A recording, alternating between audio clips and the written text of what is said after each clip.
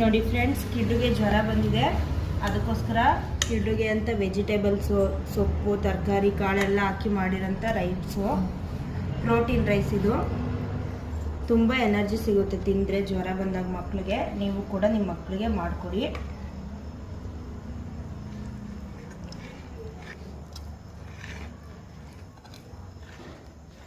ಕಿಡು ಹೆಂಗೈತೆ ಕಿಡು?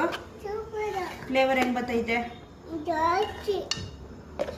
ತಿಂದರೆ ಎಷ್ಟು ಸಖತ್ತಾಗಿರುತ್ತೆ ಗೊತ್ತಾ? ಸ್ವಲ್ಪ ಈ ಥರ ಸ್ಮ್ಯಾಶ್ ಮಾಡಿ ಕೊಟ್ಟರೆ ಮಕ್ಕಳು ತುಂಬ ಇಷ್ಟಪಟ್ಟು ತಿಂತಾರೆ. ಜ್ವರ ಬಂದಾಗ ಬಾಯಿ ಕೆಟ್ಟೋಗಿರುತ್ತೆ, ಈ ಥರ ಮಾಡಿಕೊಟ್ರೆ ತುಂಬ ಇಷ್ಟ ಆಗುತ್ತೆ.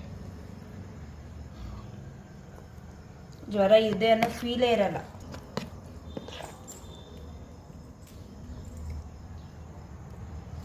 ಹೆಂಗಿದೆ ಕಿಡ್ಡು?